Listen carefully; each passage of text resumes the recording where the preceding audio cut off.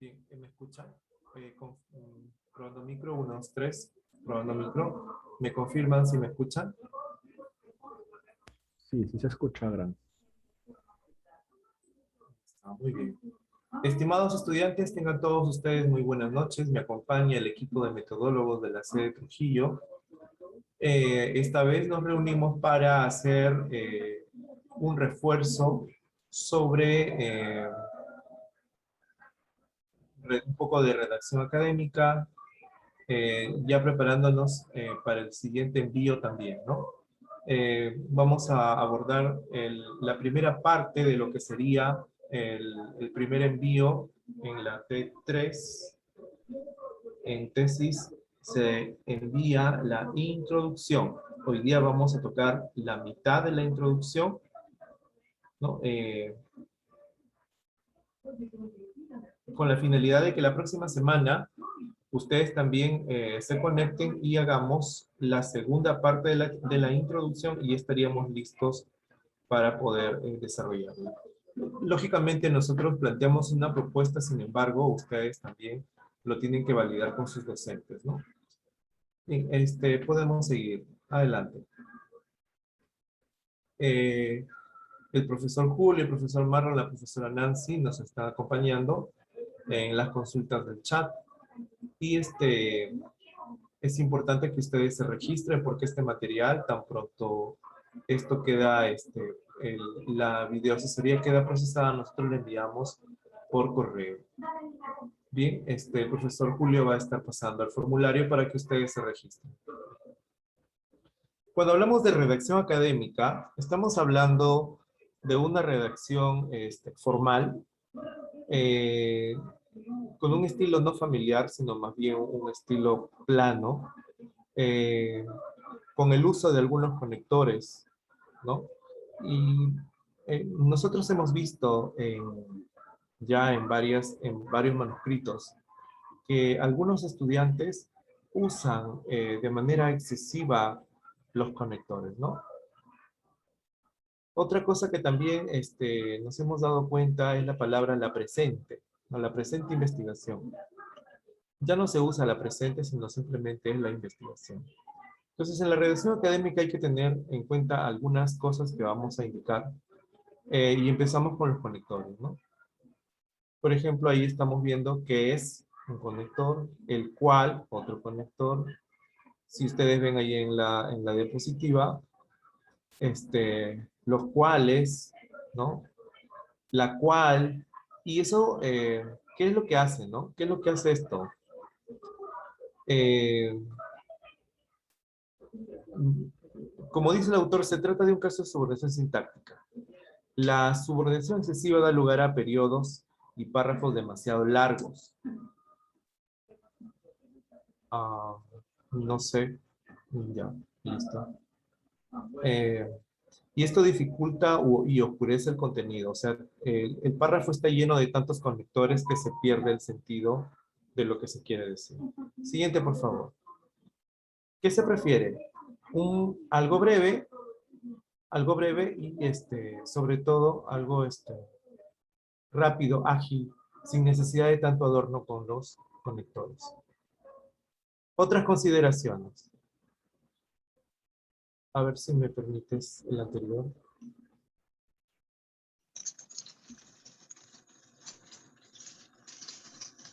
Sí. Bien. Las rimas internas. Por ejemplo, por ello es bello, y así encontramos ciertas cosas. Y les comento algo. Yo recuerdo que hace algún tiempo le di un manuscrito a mi sensei y, y le mencioné, por ejemplo, lo siguiente, ¿no? Una ciudad infestada de cemento. Así dije. Entonces, él me miró y me dijo que acaso el cemento es un bicho, es un insecto, y lo que yo quise colocar ahí era, um, era una expresión de decir que está todo es cemento en la ciudad, ¿no? Y entonces ahí es donde me dijo, pues, te falta verbo, es la pobreza léxica, el uso limitado de la pobreza léxica, ¿no? Y ahí tenemos algunos ejemplos que ustedes pueden leer más adelante, de cómo, por ejemplo, podemos hacer uso correcto del lenguaje, sobre todo cuando hacemos la redacción académica. Adelante. La cháchara, ¿no? Muchas veces, miren, observen ese párrafo, la presente investigación adscribe al trabajo realizado con los integrantes de la institución X, donde a partir del discurso de los integrantes se identificaron diversas aristas que nos permitirán realizar de manera acabada los protocolos de inducción que está requiriendo la organización a la fecha. En la redacción académica de los manuscritos que nosotros vamos a presentar, debe ser conciso y no dar vueltas y no adornar la situación porque me faltan letras. El objetivo de la investigación es conocer el discurso de los o las integrantes de la institución X a fin de construir los protocolos de inducción solicitados. Eso es suficiente. Ahí les estoy dando este enlace en donde ustedes van a encontrar diversas formas, errores en que se incurre al momento de escribir. Y eso es muy importante que ustedes lo conozcan. Se van a dar cuenta y se van a familiarizar con algunos. Y en otros casos también ustedes van a aprender de algunos errores que no deben cometerlos. No sé si hay alguna consulta hasta ahí.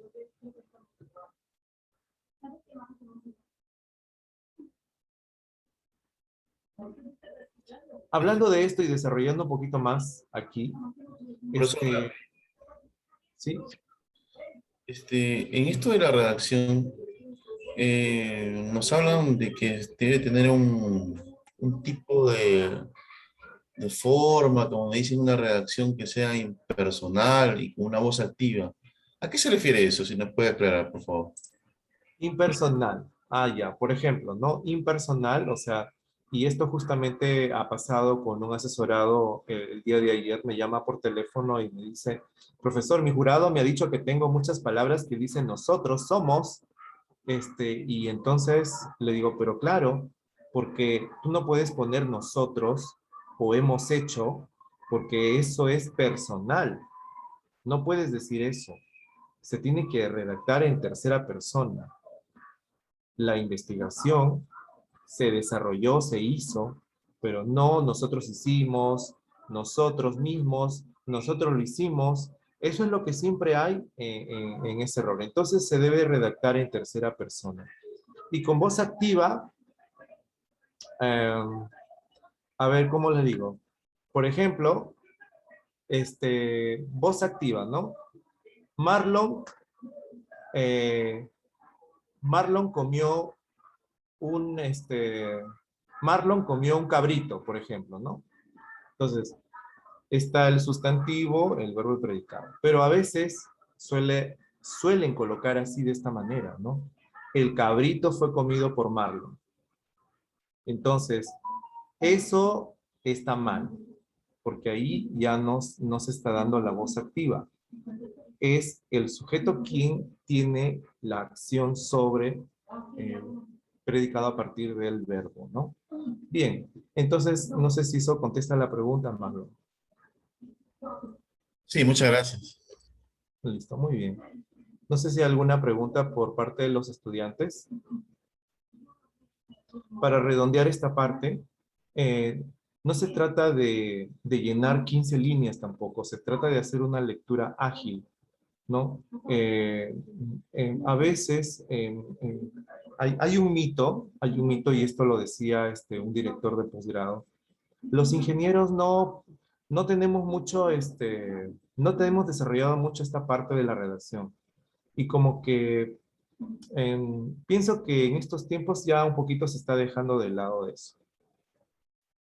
La redacción académica nos permite a nosotros crear párrafos sin necesidad de estar pintándolos y de coloreando y de tanta cosa. La redacción académica nos permite a nosotros escribir ya sea de manera plana, o ya sea de manera analítica, o ya sea de manera sintética, en párrafos ágiles, en donde nosotros vamos a colocar palabras simples y sobre todo formales, sin necesidad de hacer versos, poesías o tratar de arreglarle estas cosas, ¿no? A veces por querer abordar más palabras en un párrafo, los estudiantes comienzan a colocarle flor y adornitos y eso no, no es bueno para una redacción prolija. Ahí está el enlace donde ustedes van a ingresar a ese documento y ustedes van a encontrar los diversos errores que se pueden encontrar en la redacción académica. Adelante, Marlon.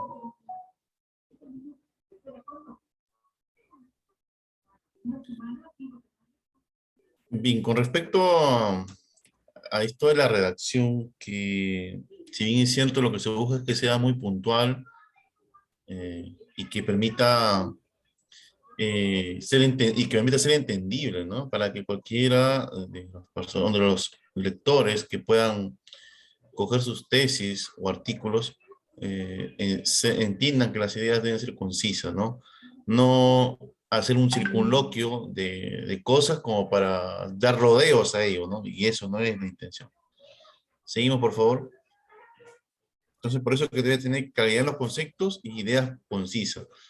Y evitar ciertas imprecisiones, ¿no? Ciertos pleonasmos, como por ejemplo, imprimido, freído, proveído, ¿no? Sino cambiarlo por impreso, frito o provisto, ¿no? Es decir, hay que tener en cuenta esas cosas, ¿no?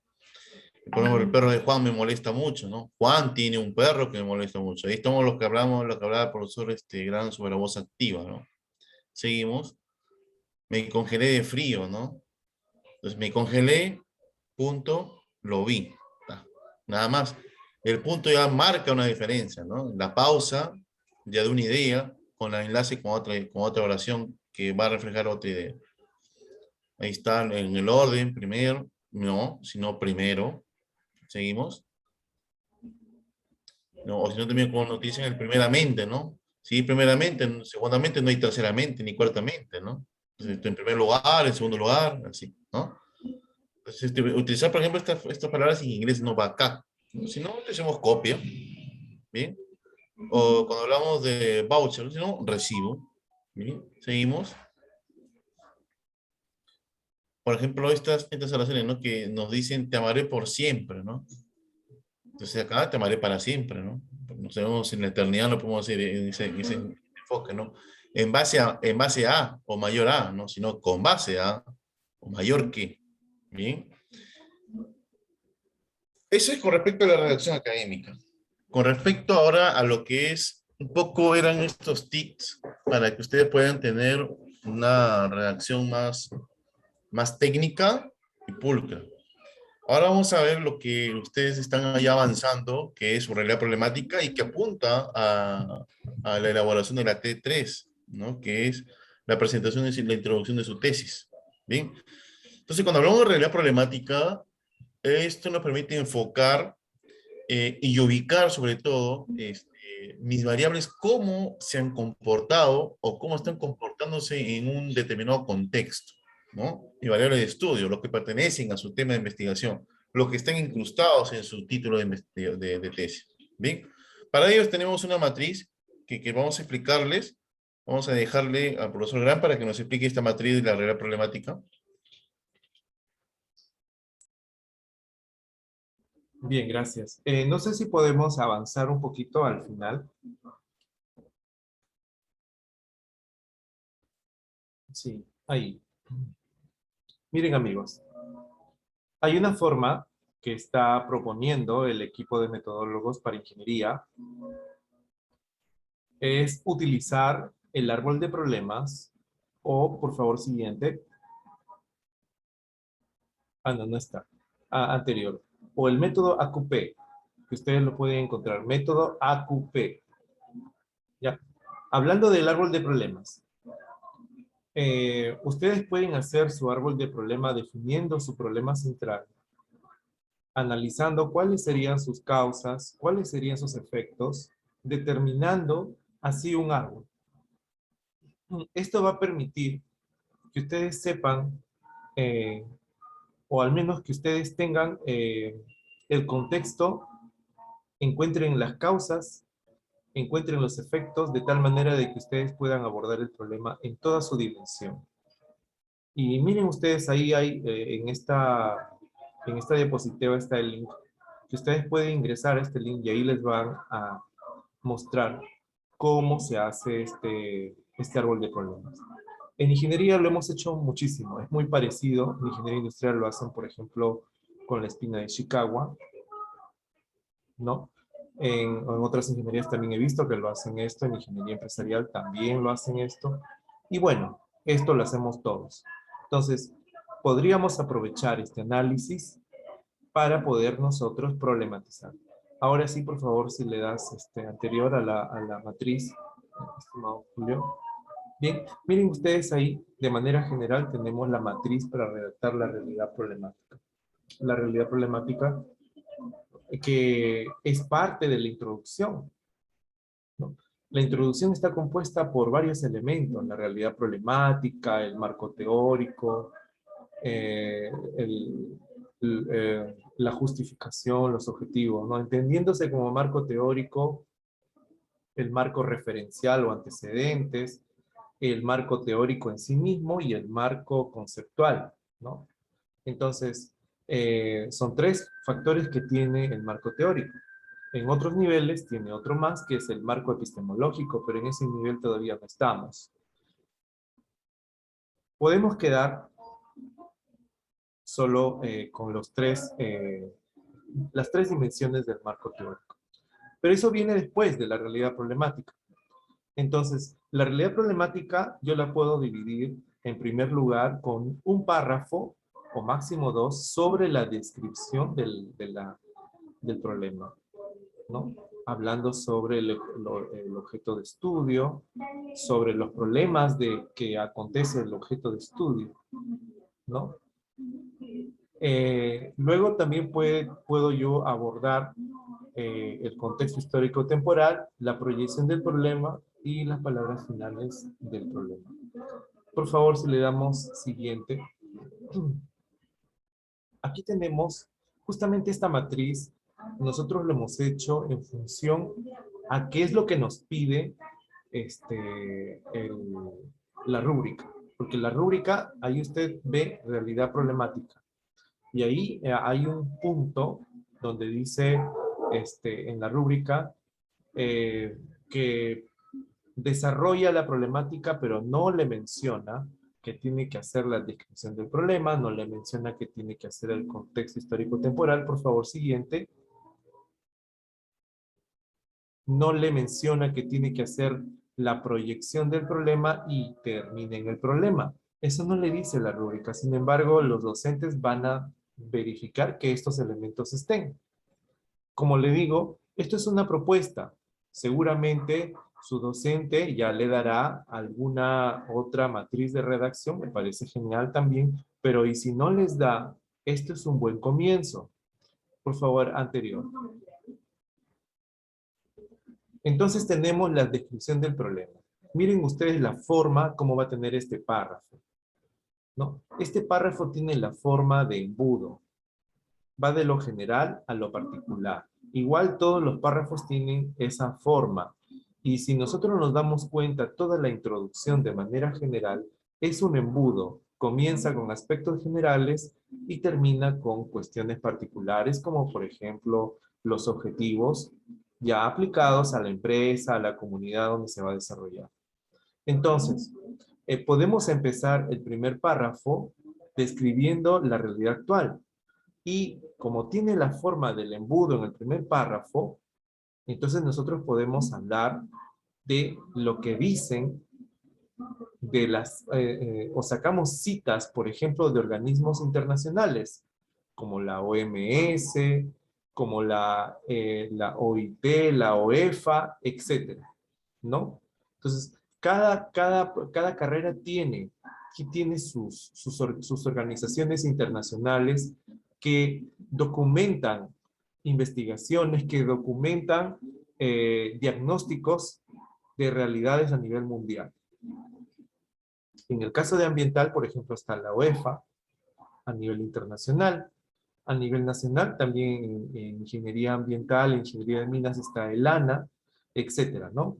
En ingeniería de minas, por ejemplo, también tiene CI, creo que también es un organismo que, que regula, por ejemplo, algunas situaciones. Entonces, todos en nuestra carrera, todos tenemos organismos internacionales, nacionales, locales, que ya han hecho diagnóstico de realidades, ya han pintado el panorama del problema que yo quiero abordar.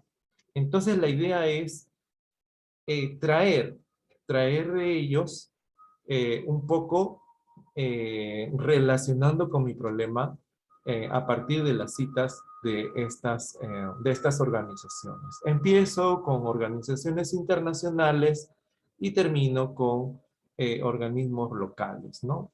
Como estamos viendo ahí. En el segundo párrafo, si se acuerdan del árbol de problema, cuando hablamos de la información, ¿qué causó el problema? ¿Cuáles son las causas del problema? ¿Qué causó el problema? ¿Por qué está así el problema? Y entonces ahí yo puedo abordar todos los elementos que yo he abordado en mi árbol de problema respecto a causas. Yo lo puedo relacionar igual. Observen el párrafo en embudo, la figurita del embudo. Entonces, puedo relacionarlo también igual, esas causas con organismos o internacionales, con citas de organismos internacionales, y así voy bajando regionales y locales. ¿Pero de qué? De las causas que yo ya hice en mi análisis del árbol de problemas. Bien, profesor Marlon, le dejo para que continúe la redacción de la realidad problemática. Muchas gracias por el paso. Solamente para complementar también en la descripción del problema, no se olviden, estimados estudiantes, que es bueno también citar a la ONU, por ejemplo, en la cual plantea los 17 Objetivos de Desarrollo Sostenible, ¿no? Los ODS es importantísimo porque todas las investigaciones, sea cualquier el tipo de carrera, o y aplica para cualquiera de ellas, están vinculadas a uno de los 17 objetivos y cada uno con sus metas, ¿no? Y es bueno también citarlo y hacer referencia a ello, ¿no? Bien, seguimos por favor. Siguiendo con este análisis del árbol del problema entre sus causas y también al plantearse causas también tiene que haber consecuencias. Entonces, en una sección, en un párrafo, se puede mencionar sobre la proyección del problema. ¿Qué pasaría si es que no se hace esto o si es que pasa esto, qué ocurriría, ¿no? O qué consecuencias habría. Entonces, para ello, se debe redactar en un párrafo y siempre, como muy bien dijo el profesor Estegrán, ir de lo general, ¿qué nos plantea el contexto general en función de las consecuencias? Si yo identifico una causa a nivel internacional, también debe haber una consecuencia a nivel internacional. Igual una causa a nivel regional, o nacional, perdón, también debe haber una causa a nivel, también, una consecuencia a nivel nacional. Y así sucesivamente hasta llegar a lo más pequeño, ¿no? Por eso que es una manera deductiva de poder redactar lo que está pasando con nuestras variables, con nuestro tema de investigación. Y por último, llegar a enfocar, a poder tocar y a analizar el problema que voy a investigar. Entonces, si nos damos cuenta, a partir de un contexto en donde se desarrollan las variables, vamos deduciendo de manera tal que vamos identificando causas y consecuencias para llegar y aterrizar al problema que voy a investigar y que voy a plantear una solución con la tesis que estoy o que están ustedes realizando. ¿Bien? Seguimos, por favor. Bueno, luego viene lo que muy bien explicó el profesor Gran sobre el problema principal se deriva en función a causa, ¿ok? Pero estas causas también tienen un efecto, que tienen consecuencias, tienen las consecuencias, y estas son las que tienen que estar redactadas, ubicadas en la realidad problemática como primera parte de su introducción, ¿bien? Ahora, para poder un poco ubicarnos rápidamente con esto de la realidad problemática, es un gráfico nada más. Avanzamos, por favor. Por ejemplo, en nuestra tesis vamos a ubicar, por ejemplo, esto de la realidad problemática. Vamos a ver un tema así muy amplio, ¿no? De una realidad tal. Pero cuando vemos esto de la problemática del tránsito vehicular en el Perú. Pero si nosotros vamos a tocar y nos hacen una investigación sobre el tránsito, tenemos que tocar una parte de esa realidad. Y eso solamente vamos a enfocarnos, por ejemplo, en la seguridad vial en el centro histórico de Trujillo. ¿Bien? Entonces sacamos ahí esa seguridad vial en la cual analizamos qué causas están llevando a que de repente hay una inadecuada seguridad vial o una mala gestión en la seguridad vial y qué consecuencias genera esto. Al tener causas y consecuencias, yo puedo jugar con ellas y puedo formar un posible tema de investigación y de ello me puede hacer mi título, por ejemplo, de mi investigación y también el problema también de la investigación. ¿Bien? Es un flujograma más o menos de cómo podríamos obtener nuestro tema y problema de investigación. Bien, continuamos por favor. Por ejemplo, acá tenemos algunos ejemplos de formulación de problemas de investigación. Si nos damos cuenta, en todo problema debe haber los siguientes elementos. Tiene que ver hacia dónde va dirigido mi problema, un propósito, ¿no? Por ejemplo, acá, ¿de qué manera influye? Si ya me está diciendo que va a influir, entonces va a haber una relación entre dos variables que van a permitir llegar a concretizar o solucionar o experimentar algo, ¿no? Pero ¿quién se va a influir? ¿De qué manera influye quién? ¿Quién influye a quién? Si va a haber una influencia, a ver, entonces un aspecto va a influir en otro, es decir, uno va a ser la causa que va a generar un efecto, ¿no? En este caso, por ejemplo, los relaves mineros, ¿no? Va a influir en qué? De repente en la resistencia a la comprensión en bloques de concreto. Si nos damos cuenta, todo problema de investigación debe tener las siguientes partes. El propósito, de qué manera influye, los porcentajes de relaves mineros, que sería una variable, ¿ok? En la resistencia a la comprensión, que sería la segunda variable, y entonces ahí tenemos la causa, que sería la variable independiente, y el efecto, que es la variable independiente, que sería la resistencia a la comprensión, en bloque de concreto. Ahí voy a analizar, ahí voy a hacer mi estudio, en bloque de concreto. Entonces, ¿eso qué vendrá a ser? Mi unidad de análisis. Pero ¿y en dónde voy a realizar ese estudio? ¿En qué parte? ¿En qué limitación espacial? Ah, muy bien, en la minera Quirovilca. ¿Y en qué tiempo? En el año 2019. De igual manera, también tienen que estar, todos los problemas de investigación deben tener esas partes. ¿Bien? Por ejemplo, hay otro que es cuál es el planeamiento estratégico bajo el enfoque de gestión por procesos que puede mejorar la competitividad en los procesos operacionales de una pyme de calzado de la ciudad de Trujillo, ¿no?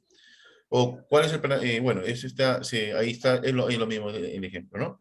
Entonces, partes esenciales que debe tener un problema de investigación, de las cuales va a ser el norte para todo lo que es la investigación de la tesis. Muy bien, creo que hasta acá, si tuviesen alguna pregunta, alguna consulta, alguna duda.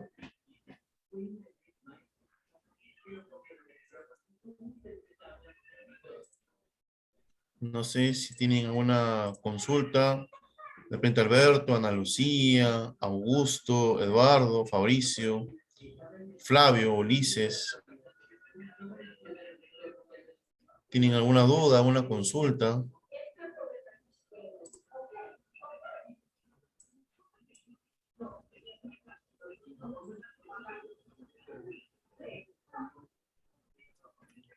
Parece que no. Entonces creo que al no haber consultas, entonces nos vamos con dos respuestas. O se entendió o tampoco no. Muy bien. Si no hay entonces alguna consulta, eso sería todo por nuestra parte. Y esperando pues reunirnos en una próxima reunión para poder estar con ustedes y resolviendo consultas o dudas metodológicas. Sí, gracias Marlon. Gracias Marlon, gracias Julio. Estimados estudiantes, no queremos hacer toda la introducción porque sería complejo ir haciéndolo todo. Es mejor por partes y así ustedes pueden ir avanzando, pueden ir dándose cuenta que la introducción tiene elementos, ¿no? Luego la próxima semana vamos a hablar sobre el marco teórico, la justificación y el problema que hemos abordado ya un poquito hoy día, con la finalidad de que ya esté todo establecido y listo para la T3. Les agradezco su participación. Por favor, no olviden de registrarse en el enlace que lo está dejando el profesor Julio y quedamos atentos a sus comentarios o preguntas a través de mensajería interna o a partir del docente también. Muchas gracias y buenas noches.